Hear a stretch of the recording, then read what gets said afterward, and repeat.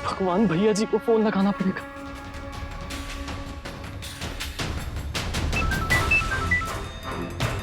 भैया जी फोन क्यों नहीं उठा रहे?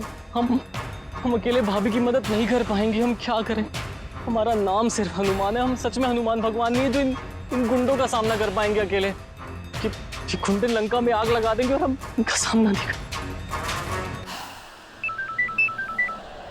भैया जी फोन उठाइए यार, आप फोन क्यों नहीं उठा रहे? क्या करें? पुलिस को फोन नहीं कर सकते, भैया जी को फोन करना पड़ेगा। यार उठाइए फोन। छोड़ो मुझे प्लीज, छोड़ो। रौनक जी, रौनक जी, प्लीज छोड़ो मुझे। ये चुप। छोड़ो मुझे, छोड़ो। भैया जी ये वीडियो तो देख लीजिए कम से कम यार। आप कहाँ हैं यार? आप हमारा फोन भी नहीं उठा रहे।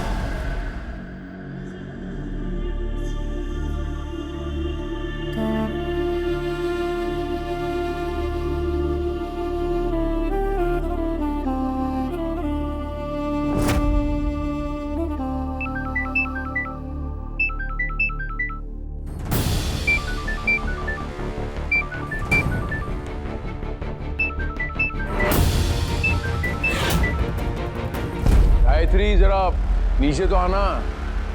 लवली, डॉली, बहना, बंटी, सब आइए प्लीज। गायत्री मैं चाहता हूं कि आप अपने कमरे में वापस आ जाओ। आ जाओ ना गायत्री, ये घर आपका है गायत्री। आपसे हमारा अस्तित्व है, इस परिवार का अस्तित्व आपने बांध के रखा पूरे परिवार को। किस हक से वापस आऊं इस घर में, उस कमरे में? मैंने आपको आपके किए के लिए अभी तक माफ नहीं किया है।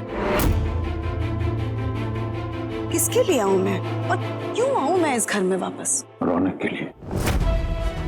वो बहुत बुरे दौर से गुजर रहा है गायत्री, और इस वक्त उसे जरूरत है पूरे परिवार की, आपकी, उसकी माँ की।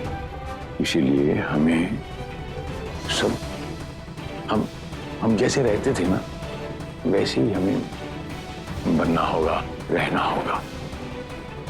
प्लीज मेरा इसमें साथ दे दीजिए ना गायत्री जी, हाथ जोड़ता हूं मैं। डैडू, हम सब लोगों को बुलाया? मैं दरअसल अपने परिवार से कुछ बात करना चाहता हूं, अपने मन की बात। देखो, आप सब लोगों को पता है कि तीर्थराज सिंह क्या बिजनेस करता है, मेरी कमाई क्या है, मैं कहाँ जाता हूँ, किससे मिलता हूँ, और इस घर की आमदनी कहाँ से आती है। मैं चाहता हूँ कि हमारा पूरा परिवार पहले की तरह, गुस्से में जो कुछ भी किया, वो कर्जा, वो जो भी मिसअंडरस्टैंडिंग हुई, झगड़े हुए, मैं वो सब नहीं करना चाहता। बस मैं चाहता हूँ कि परिवार फिर से नॉर्मल रहे और एक ऐसा बन के रहे बिल्कुल आपस में। मुझे बस मेरा परिवार चाहिए और मैं अपने परिवार के लिए कुछ भी करूंगा। बस एक रिक्वेस्ट है कि कोई बिना वजह मुझे कोई सवाल नहीं पूछेगा, और उसके बदले में मैं ये वादा करता हूं कि मैं पूरे परिवार की सुरक्षा करूंगा, आप में से किसी पर कोई आंच नहीं आने दूंगा। जी डैडू। जी पापा जी।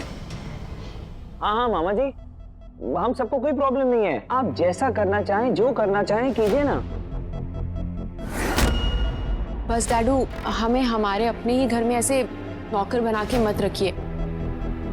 हम आपसे कोई सवाल जवाब नहीं करेंगे। पर डैडू, ये रौनक,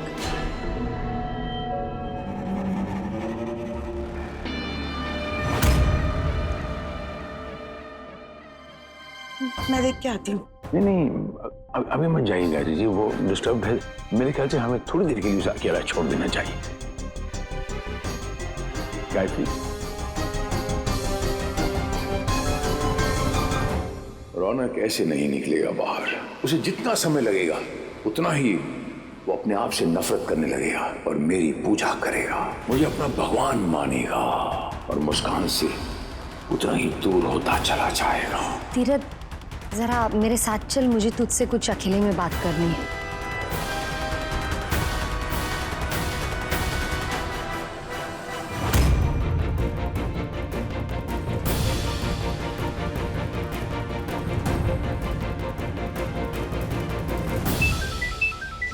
जी आपने अचानक से हमारा ऐसे साथ के छोड़ दिया।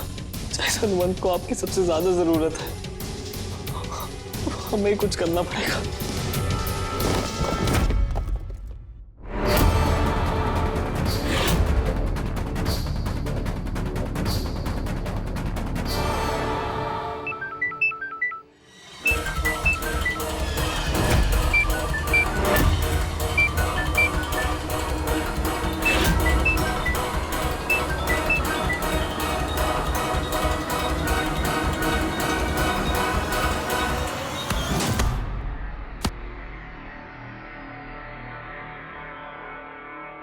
प्लीज छोड़िए मुझे, प्लीज।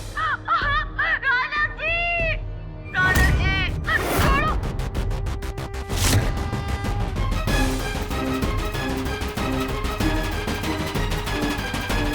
रौनक जी प्लीज बचाइए, छोड़ो। ये चुप कर। हो गया तेरा रोना धोना। आज तुझे कोई बचाने में नहीं आने वाला। तेरा तो एंड करीब है अब। बचाओ।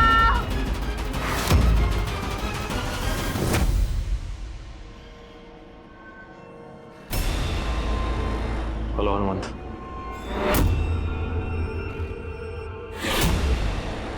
तीरथ, मुझे माफ कर दे। मैं तेरी कसम का मान नहीं रख पाई। रौनक के जन्म के राज को राज रखने में नाकामयाब रही। आज 25 साल के बाद मुझे भाभी को बताना पड़ा। मैं क्या करती तीरथ? उन्होंने मुझे बंटी की कसम दी थी। मुझे भाभी को बताना पड़ा कि उनको मरी हुई बेटी पैदा हुई थी। ये सब उसी की वजह से हो रहा है ना। रौनक इसीलिए ऐसा बर्ताव कर रहा है ना कि उसे पता चल गया कि वो तेरा और भाभी का बेटा नहीं है। बहना, झूठ बोलना और सच छुपाना ये दो इलहदा बातें होती हैं। इतने साल मैंने इस राज को राज रखा। जानती है क्यों? क्योंकि मैं उसके अंजाम से डरता था। जिसका मुझे डर था आज वो कर दिया तूने। वही हुआ। जैसे ही राज फाश हुआ घर में धमाका हो गया। कितना बड़ा। नहीं बताना चाहिए था गायत्री को। क्या? चलिए खैर, सो जो हो गया सो हो गया। लेकिन गायत्री जी को जो इतना बड़ा सदमा लगा है, अब उनको सदमे से निकालना सबसे जरूरी काम है मेरा। मैं और वो तभी मुमकिन है बहना जब रौनक ठीक होगा, तभी गायत्री जी ठीक होंगी। उनके सर से बोझ हटेगा। अब हमें सिर्फ और सिर्फ रौनक को ठीक करना है। उसके जख्मों पर मरहम लगाना है। गायत्री के दिल का बोझ तो मैं हल्का कर दूंगा। ये मेरी जिम्मेदारी है। अपने भाई का साथ देगी ना बहना। इतना तो कर ही सकती है अपने परिवार के लिए। हाँ तीरथ, तू जो बोलेगा वो मैं करूंगी। पर भाभी को, रौनक को, इस परिवार को एक होना पड़ेगा। इसी में सबकी भलाई है। मैं भाभी से बात करूंगी। तो क्या हुआ? भाभी ने रौनक को जन्म नहीं दिया, लेकिन पहले ही दिन से उन्होंने ही पाल पोस कर बड़ा किया है ना उसको। हम सब मिलकर इस बात को लेकर रौनक को समझाएंगे ताकि वो ऐसा बर्ताव ना करे।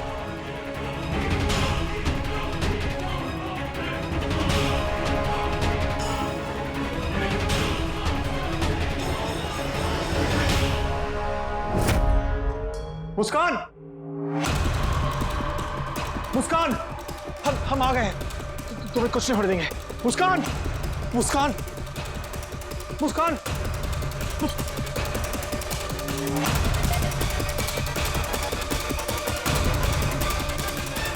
मुस्कान, मुस्कान, तुम मुस्कान।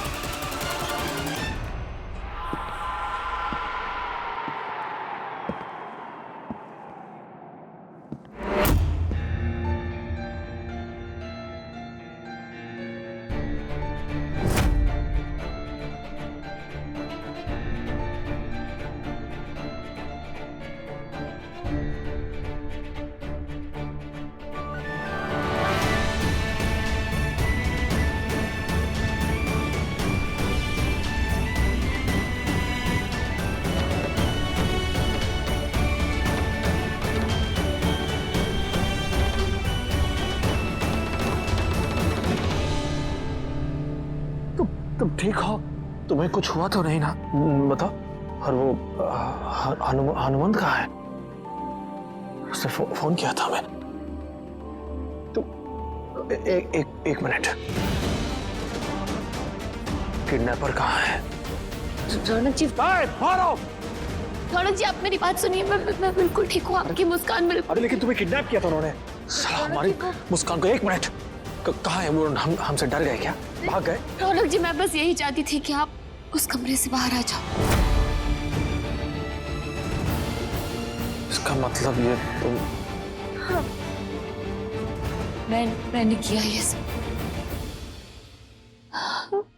और कोई ऑप्शन ही नहीं था मेरे पास रौनक जी। आपने उस कमरे में अपने आप को इस तरह से बंद कर दिया था, जैसे सीप मोती को अपने आप में बंद कर देता है। मोती की असली चमक तो बाहर आकर ही दिखती है ना रौनक जी। और देखिए, कमरे के बाहर आकर चमक फिर से दिखने लगी रौनक जी। रौनक जी, आपने जो दीवार खड़ी की थी, उसकी वजह से इतने फासले हो गए थे कि आप मेरी आवाज सुनकर भी अनसुनी कर रहे थे। इसलिए मैंने अपने आप को किडनैप करवाया।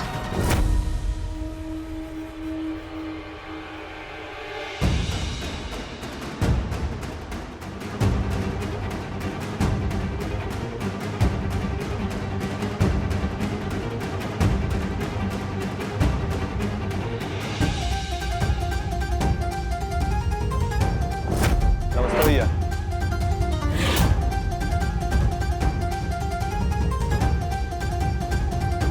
अभी आप सही हो ना? कोट वोट तो नहीं लगी आपको? कहा था ना आराम से बांधा कर, इतना टाइट बंधा है। आराम से ही बांधा था मैंने तो। अब ऋषभ भैया, मैं बिल्कुल ठीक हूँ, टेंशन मत लीजिए आप। आप सब लोग छुप जाओ, रौनक भैया आ गए। भाभी आप आइए हमारे साथ।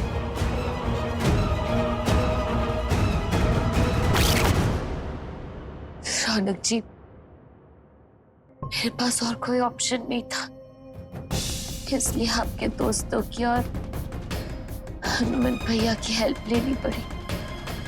भैया जी, हमें आपको देखकर एकदम वैसी खुशी हो रही है जैसे हनुमान जी को श्री राम को देखकर होती होगी। और आप लोगों ने बहुत बढ़िया काम किया। चाहिए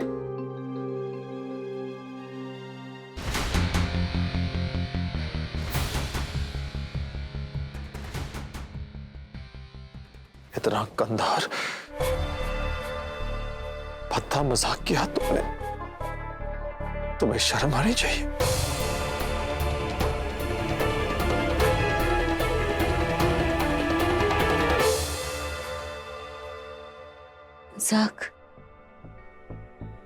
मजाक तो आपने किया मेरे साथ।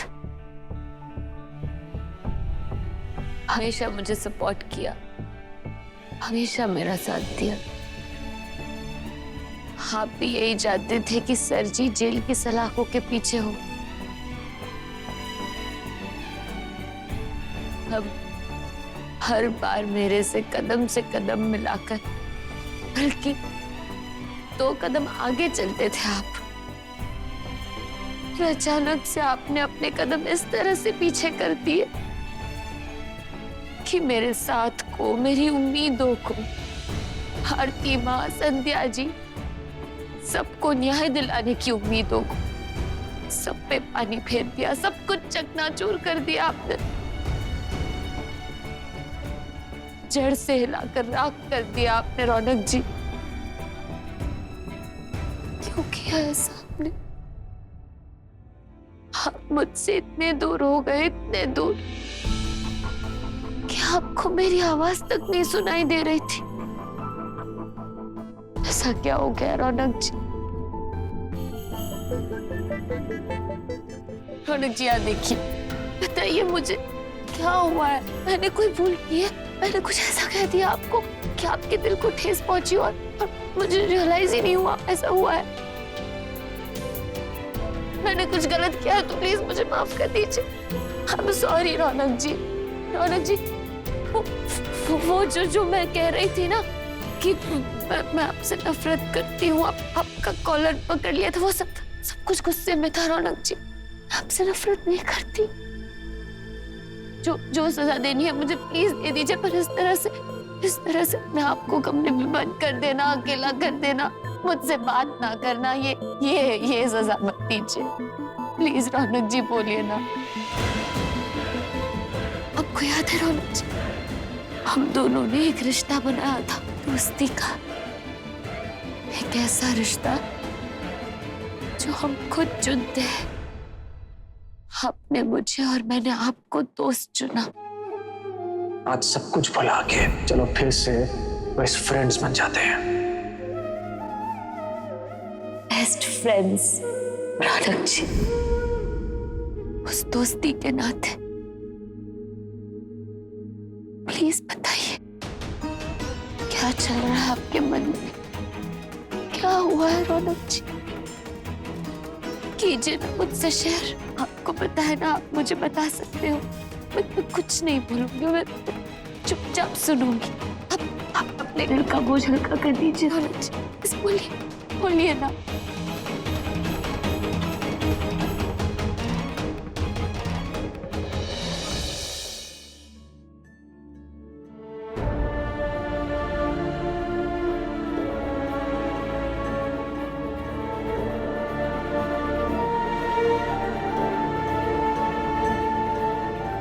मुझे पता है रौनक जी, उस इंसान ने, उस सर जी ने आपको बहुत मजबूर किया है, पता है मुझे। बोलिए ना क्या किया। जिस कोठे की जिंदगी से तू इतनी नफरत करता है ना, तू उसी कोठे की पैदाइश है। इन्होंने तुझे उस कोठे से बाहर निकाला ताकि तेरे नाम के साथ कोठे का छाप न रहे। कैसे बताए हम मुस्कान को कुछ भी? हम तो खुद अपनी पहचान खो चुके हैं। कौन है हम, हमारा अस्तित्व क्या है? क्या बोले हम मुस्कान को कि उसके रौनक जी अपना सब कुछ खो चुके हैं।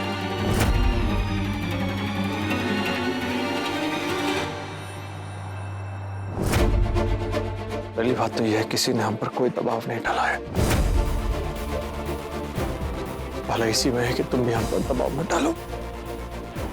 इस बार तो तुमने गलती की तो हम आ गए। कान खोल के सुन लो, अगली बार अगर तुमने कुछ भी ऐसा किया तो हम नहीं आएंगे।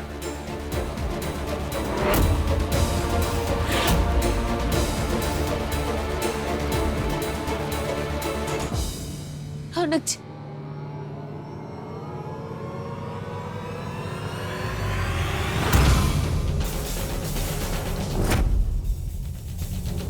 खुद को हमारा भक्त कहते हो, शर्म नहीं आती? तुम्हारी पहली और आखिरी गलती समझ के माफ कर रहे हैं। अगली बार हाथ नहीं रुकेगा, बत्ती सी जमीन पर होगी।